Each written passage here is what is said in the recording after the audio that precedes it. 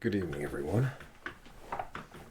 I'm on tonight to help everyone that cares to listen, help them start the conversations that they need to have with their friends and their relatives,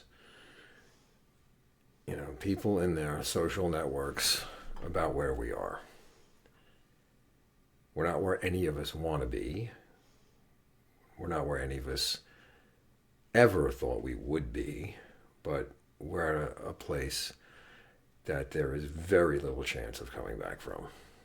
And I just want to create a resource for people to bring evidence to the table. You can email, you can post comments.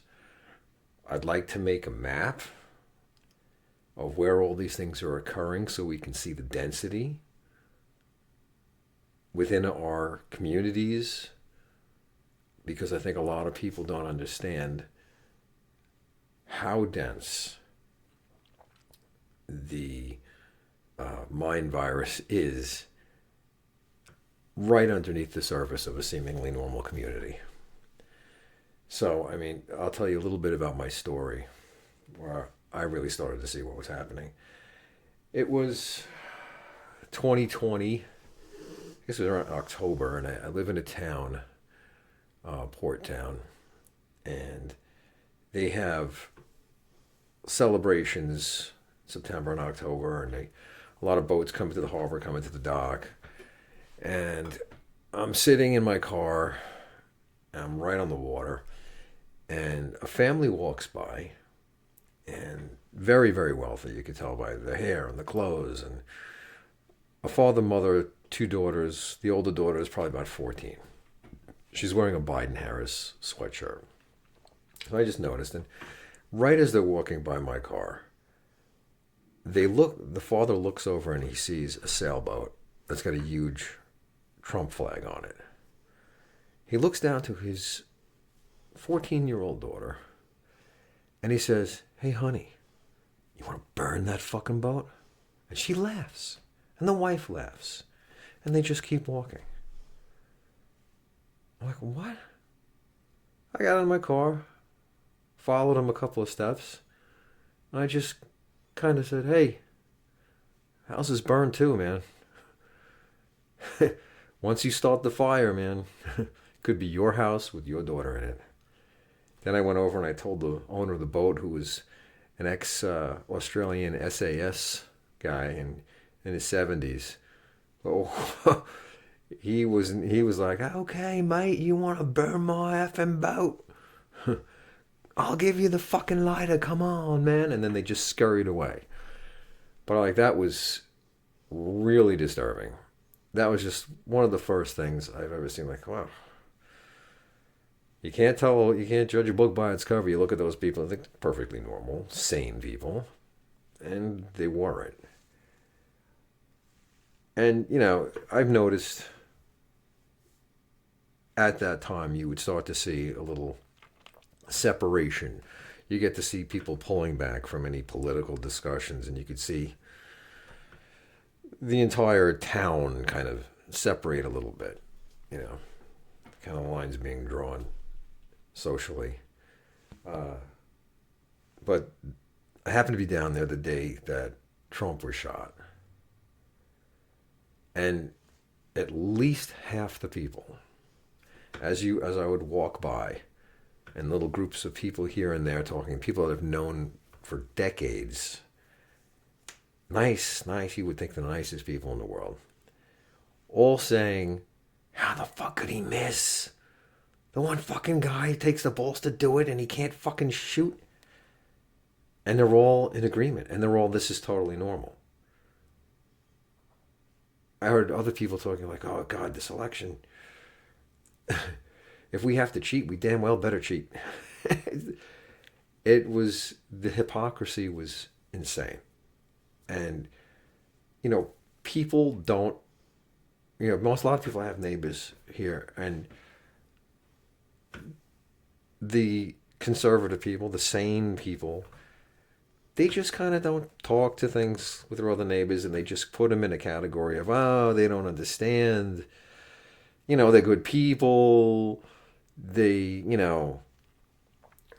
if, they just don't understand. So I'm not going to get into it with them. And they leave it at that, thinking these people are nice, normal people. Never, there really isn't a problem with them. It's just, it's sad that they're so lost psychologically, right? But it's much more than that. The mind virus has run deep.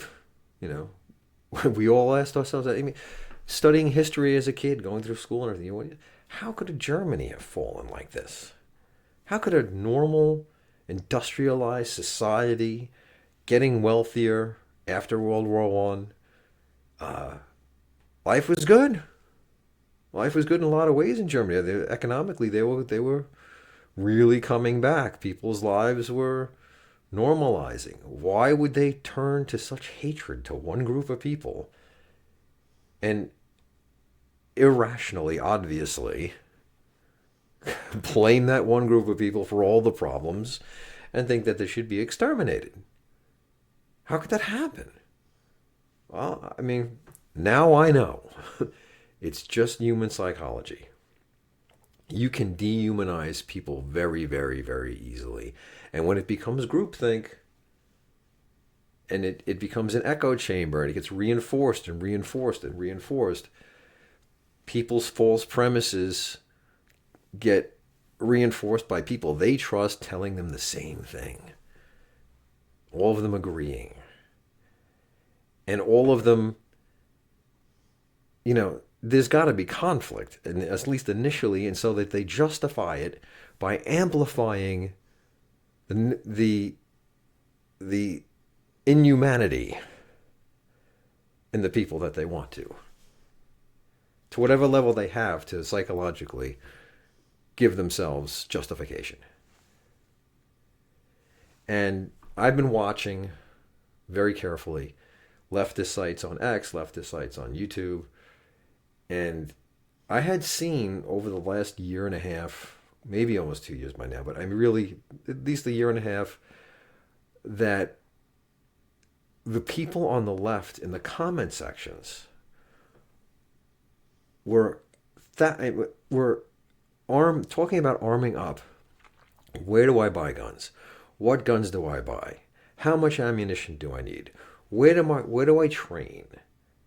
We have to get together. Somebody has to take action. Somebody has to do something. Let's pick up arms.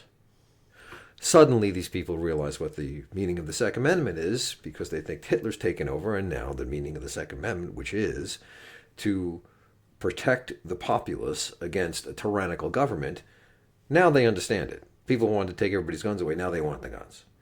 They don't even see the hypocrisy in that. But they were, and the volume was increasing. I mean, thousands upon thousands of comments every time I looked.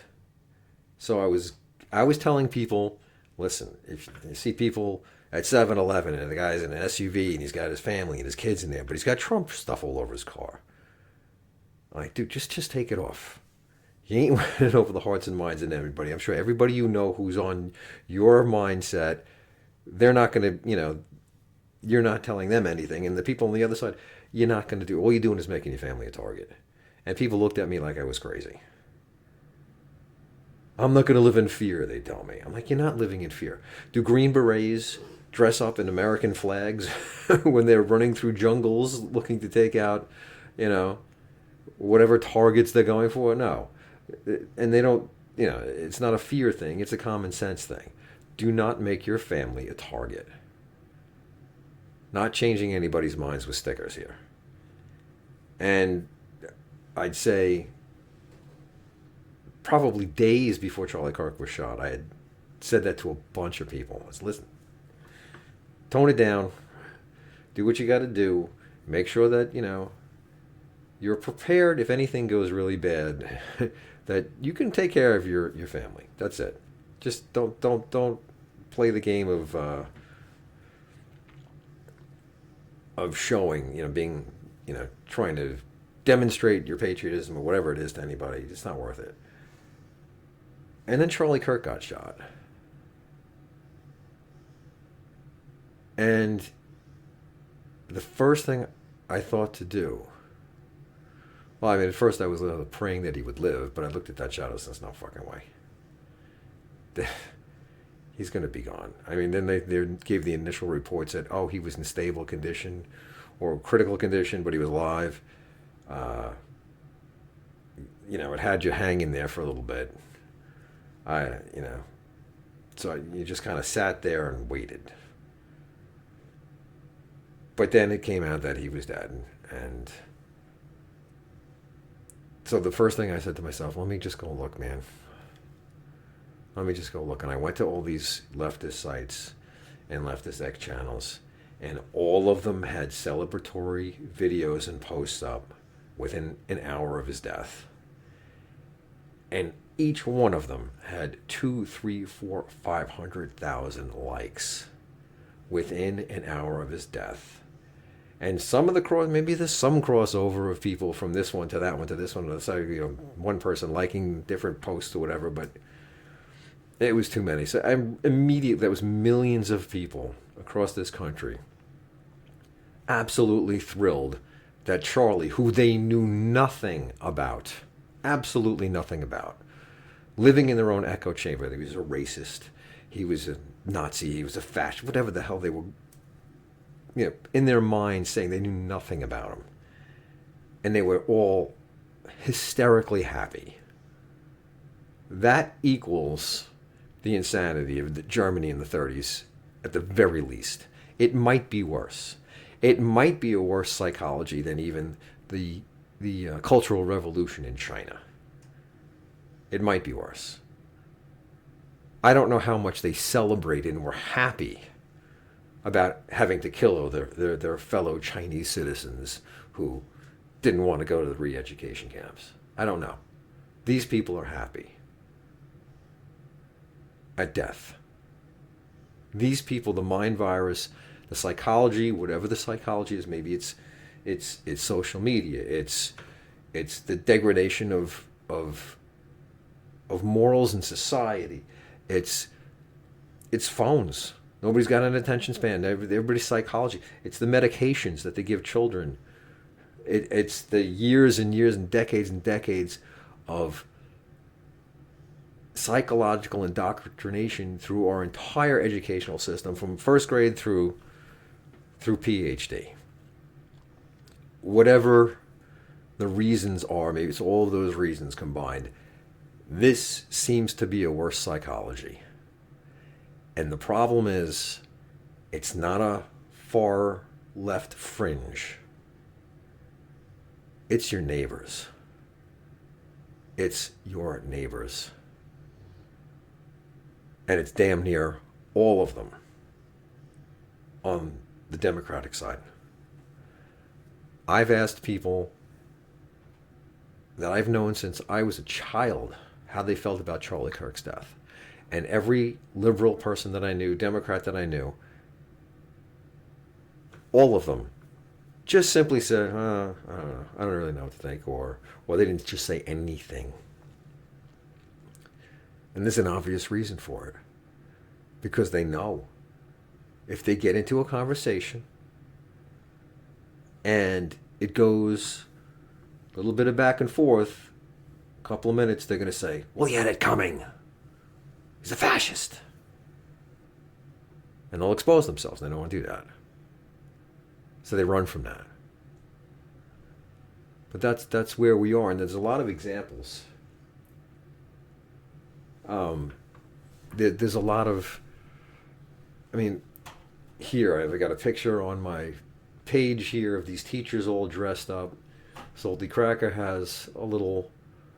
but this is the normalization. These are teachers. Openly, I don't know. Cards out there. Take a look at this. And not only are they celebrating the political assassination of Charlie Kirk, they are now normalizing and acclimating their side to political violence. And listen, I'm all for you idiots. Don't think for a second any of this upsets any of us, right? We've got the Charlie Kirk thing over here, and you go, oh, yeah. No, I like knowing who the crazy people are.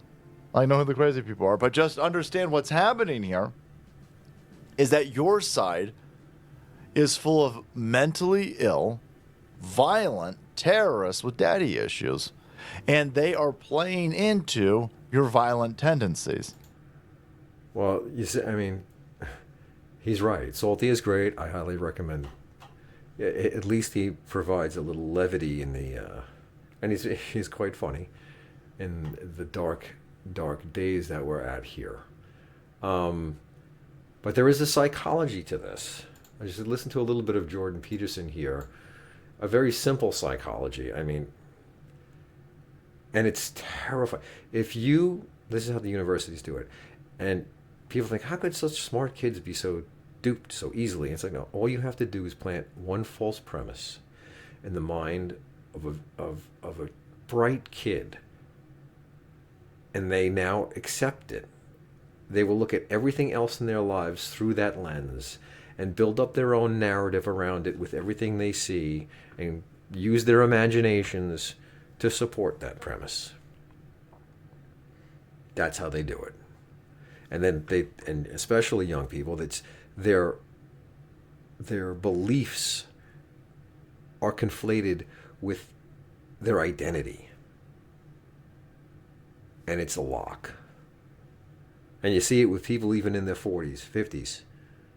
You tell them something obvious that goes against their belief. It's so plain, so simple, so obvious that they're like, it hurts, it stings. And some of them, they might not be able to, say, oh, all right, maybe I didn't think of it that way. I don't know how to think about it. I got to think about it. You give them another one. Then they just kind of stare with a blank stare. And they go quiet and they're thinking, and they don't know what to say. They don't know what to do. And then you give them a third one. It hurts too much. It hurts their identity. It hurts who they think they are. And then you say, fuck you, that's it, get the fuck out of here. And then they dismiss everything you say for the rest of and that's it. And no one will ever be able to bring an argument up against to them again on any of these issues. They shut it down. And they go back into their psychology. But here's a little bit of Jordan on kind of the simplicity of how they use the never-ending segmentation of society to make everyone a victim. One of the things that Maya and I found when we were writing this paper, we were looking at the discourse that precedes genocide in genocidal states, and the enhancement of a sense of victimization on the part of one of the groups, usually the group that's going to commit the genocide. First of all, their sense of being victims is much heightened by the demagogues who are trying to stir up this sort of hatred. So they basically say, look, you've been oppressed in a variety of ways, and these are the people who did it, and they're not going to stop doing it, and this time we're going to get them before they get us. It's something like that. And so there's something very pathological about the enhancement of victimization, which is, well,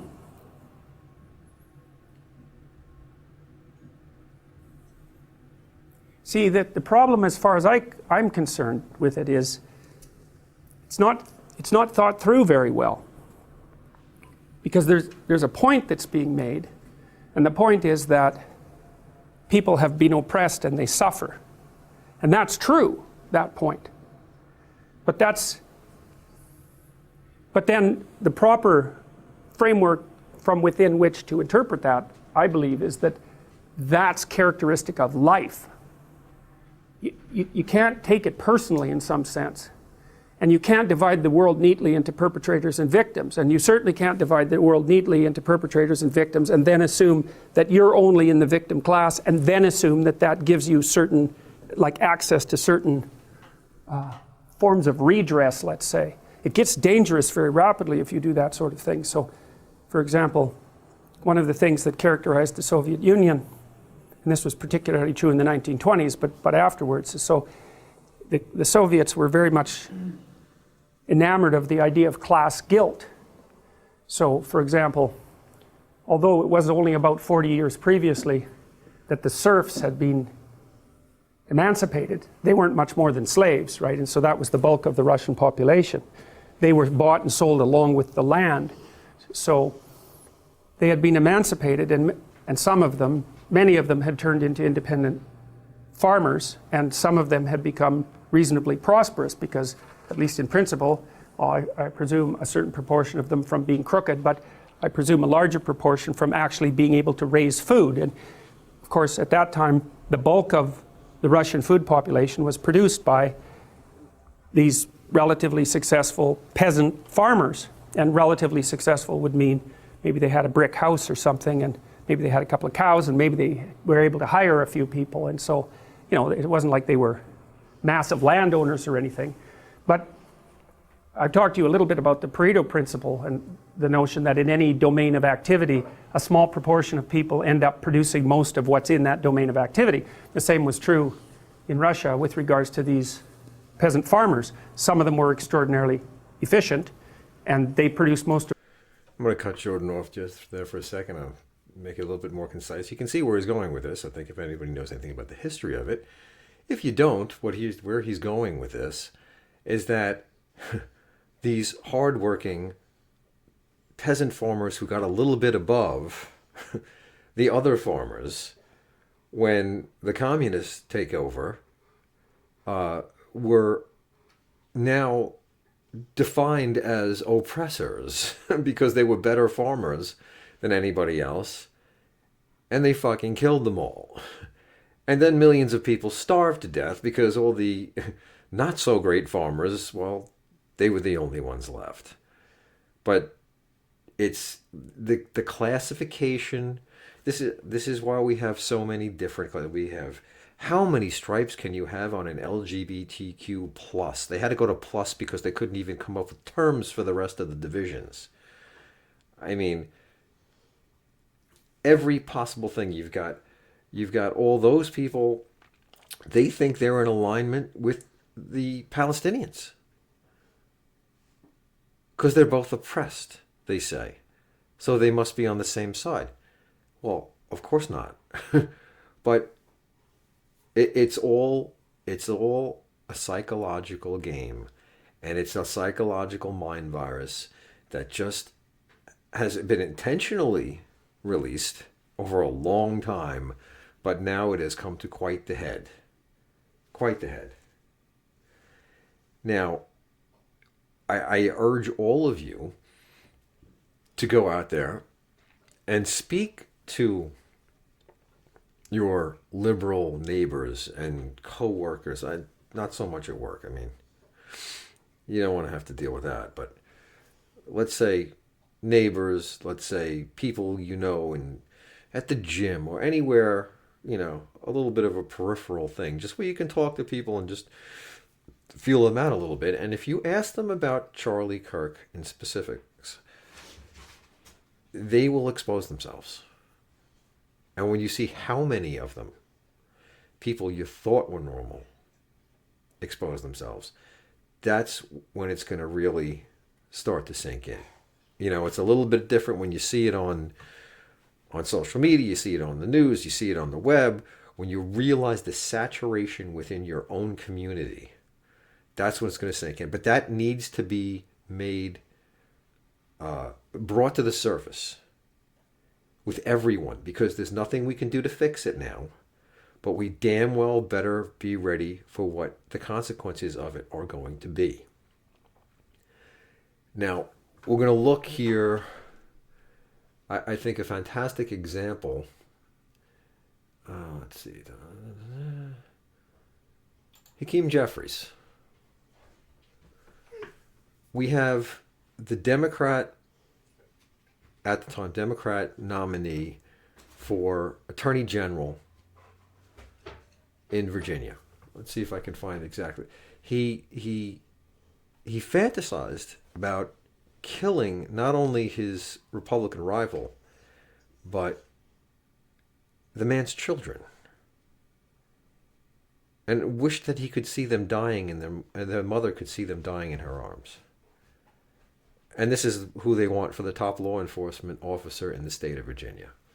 Let me see if I can find here. I don't know if you can see this, but here are the texts, right, that he said. He compared, Gilbert was the Republican speaker, I believe, in the Virginia House at the time. And Gilbert, Hitler, Pol Pot, he would put both bullets into Gilbert. And then he fantasizes about killing Gilbert's children. And then he's asked about it and pressed about it and pressed about it. He says, do I think Todd and Jennifer are evil? And that they're breeding little fascists? Yes. That's why he would want to kill them.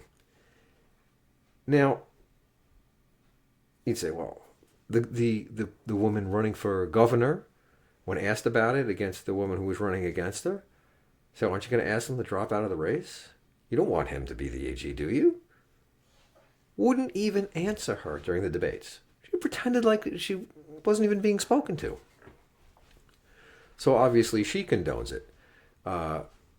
Hakeem Jeffries, Jay Jones is the man here. Hakeem Jeffries is the Speaker of the House, the top leading Democrat in Congress. He said that Jay Jones has appropriately apologized when he asked about it. No sane person would hire this man to be a crossing guard, much less be the top law enforcement officer of a state. There's no apologizing for this when you're running for attorney general. Not in any sane society. This is how far away. This is what you might see in Germany in the 30s. This level. We're at that level or beyond that level. Right now, conservatives are the Jews in Germany in the 30s.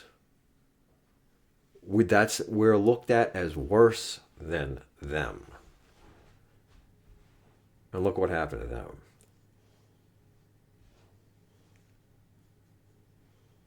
And to get to the real point of the story here with Jay Jones and his statements and nobody in Congress saying anything about him dropping out. A few people from us, it was unfortunate that he said those things, blah, blah, blah, blah, blah. But let the people of Virginia decide. That's what they all said. Well, the people of Virginia did decide. Jay Jones won 53-47. So virtually every Democrat in Virginia said to every Republican in Virginia, we want our law enforcement to want to kill you. We want law enforcement that thinks you are subhuman and deserve to die and would be willing to execute you. And this isn't hyperbole. This isn't dramatic theatrics statement here. This is reality. This is the way it is. And Virginia is a state where 5 years ago, they tried to restrict some gun laws, and I think it was 12,000 heavily armed Virginians surrounded the state capitol building and said, if you want to take them now. Here we are, wearing body armor with their M4s and everything else. And then the governor of Virginia backed down, luckily, and didn't try and take their weapons.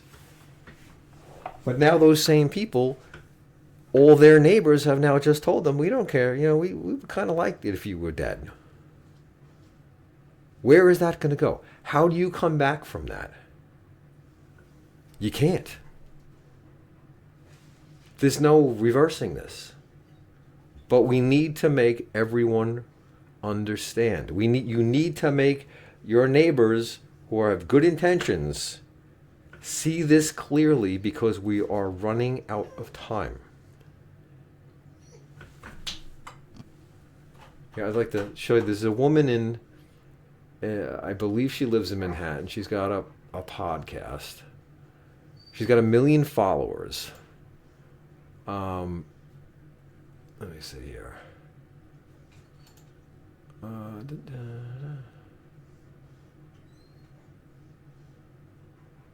me see if I can find it. Matt Walsh has it. Tim Poole has it here. We could start with this. She's got 1 million followers.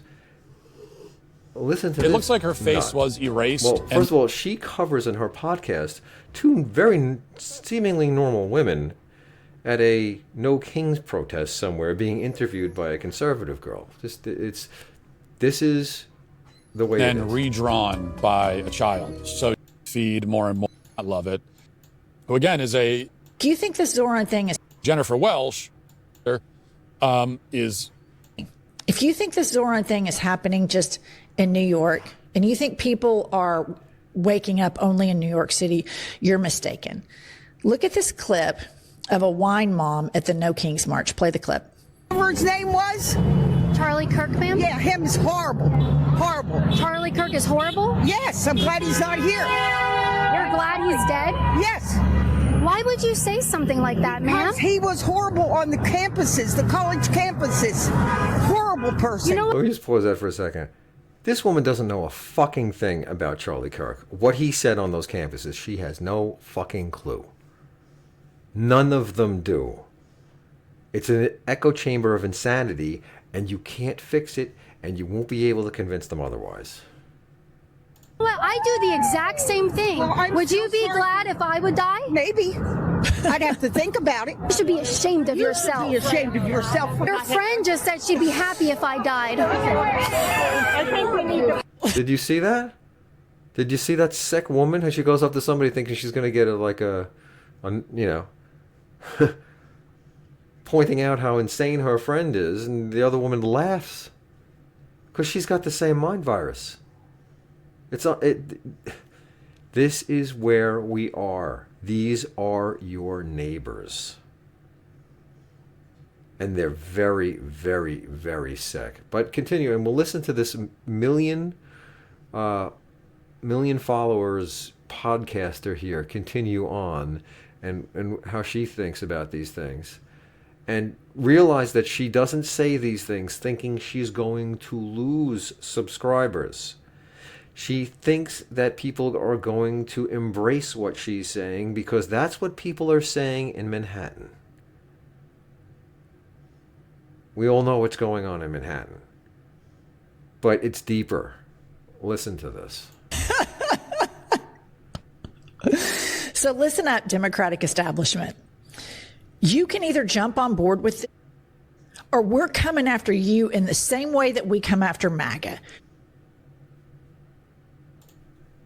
So basically, very, very clearly, she's saying she's thrilled. She wants people to get on board with those women's sentiments about MAGA needs to be killed. But if you're a Democrat and you're not on board with MAGA being killed, then you need to be killed. That's it. That's it. That's where we are. It is not the minority. It's the vast majority. And nobody wants to believe this. And this is the only reason I'm doing this, because people need to understand it. We need to get people in each community. Again, I'll put up a map. People send me things. We'll put up a map and we'll just show the number. And hopefully on the map, if people want to send, I'll put up the comments, or if people link videos or whatever, so people can click on the map and show what happened in those places that might be a mile down from where they live. It might be right around the corner from where they live. It might be at their church. It might be at their, it might be at the vet's office. Anyway, hearing people and watching people espouse these views and profess their insanity, their murderous insanity. It's unfortunate, but it's human psychology. The human mind is very, very easy to manipulate. It really is. And that's where we are. Let's see if there's anything else I want to hit right here. It's Hakeem Jeffries.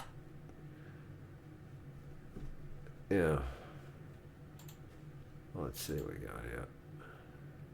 Oh, here was the one with right. Oh, this one thing right here. It's the teachers at a Halloween thing. with all the blood on their T-shirts, dressing up as a shot Charlie Kirk, teachers in a school. I think it was the whole math department in Arizona. They all thought it was just cool to celebrate the murder of Charlie Kirk. That is absolutely unbelievable.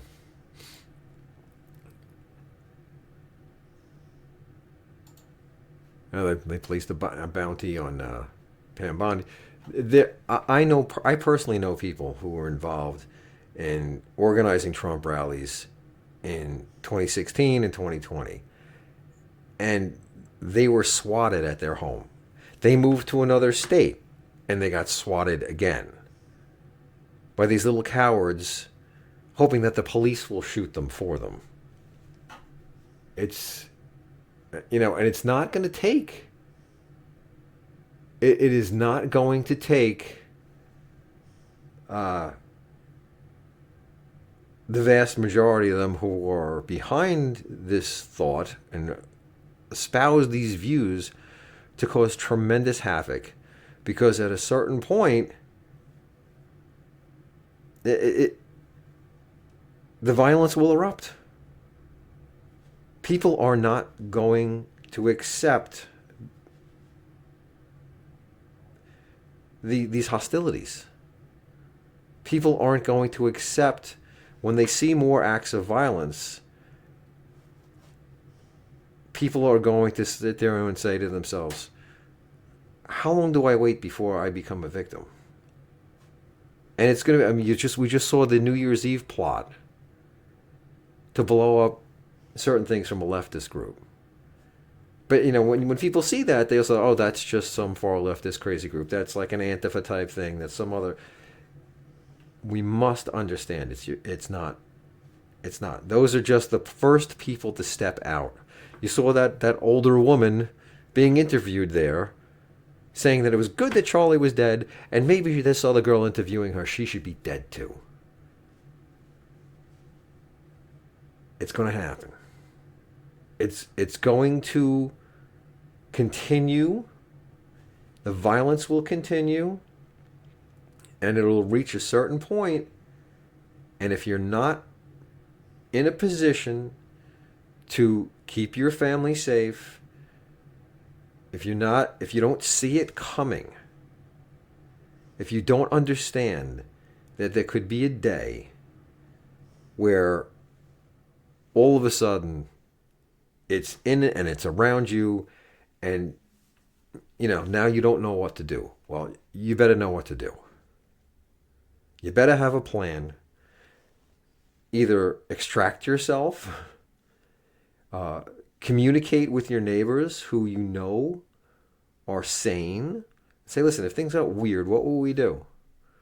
How would we help each other out to avoid harm coming to us?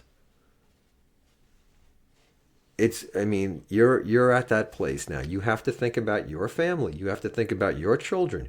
You have to because people think that you and your family are not human. You're a fascist. You're a Nazi. You're something that needs to be exterminated.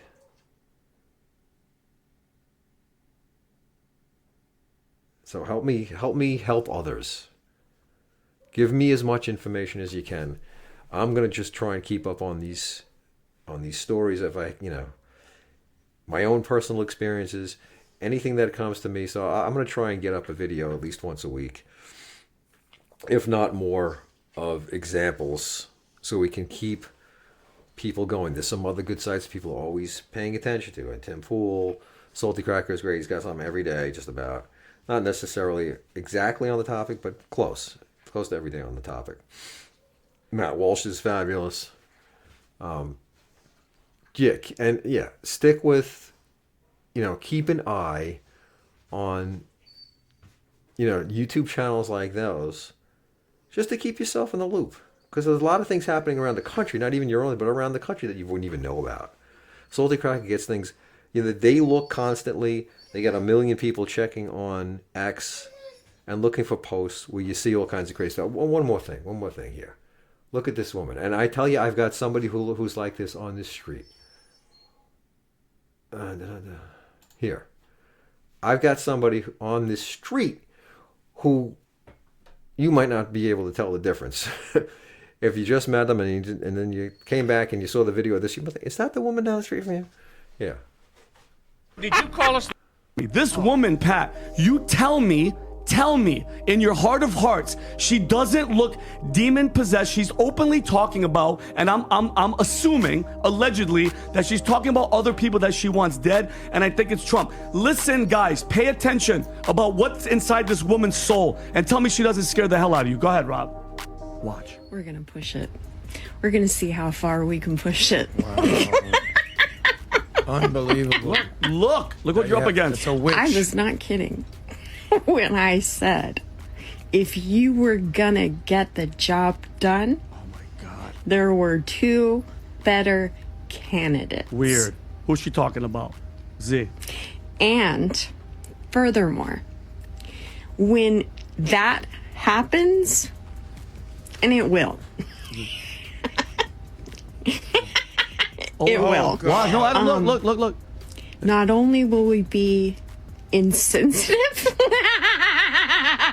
that'll be the least. Is this a real look? This is a real person. That is the devil inside of you. Look at her. It's gonna be the biggest fucking celebration. The biggest, most beautiful That's a- celebration on Rob, you planet can Earth. stop me. This woman, Pat, you tell me in your heart of hearts, she doesn't look demon possessed. She's openly talking about, and I'm assuming, allegedly, that she. Do you see that? That's your neighbors. That's your neighbors. I'm telling you. I've seen these people in town that they joke. That's part of the other thing. I probably didn't even get into the fact that hearing people talking about Trump being shot. But then even after, the jokes. How funny. If they could just, oh, it would have been so funny to watch his brains explode. This is the way. That's what every Democrat in Virginia is like. What's the difference between the Democrats in Virginia, the Democrats in New York, the Democrats in New Jersey, Connecticut, California? There is no difference. And I'm not trying to dehumanize them. They're human. And they're sick humans. I would feel bad for them, but we don't have time to feel bad for them. We're not going to fix them. We just have to prepare ourselves to not prepare ourselves to what they're going to throw at us. Have to. You know, the world, humans aren't as evolved as they like to think they are. And, you know, I think we're all, you know, if we all look back in our lives, I'm sure a lot of people, like myself, until I was like 30, I didn't know shit. And I just listened to what everybody else said. And I wouldn't be as gone as these people, I don't believe. But I didn't know shit. And I would just listen. And I'd be a part of an echo chamber of stupid shit. And just because those of you listen to the people you trust, and they listen to the people they trust, they listen to people they trust, and they create their own reality. But this is where we are. So, good night, everyone, and good luck, and help me out here. I want to get a data set here that people can look at and say, "Holy shit," and wake up and say, "Oh, okay. I don't know what we're going to do.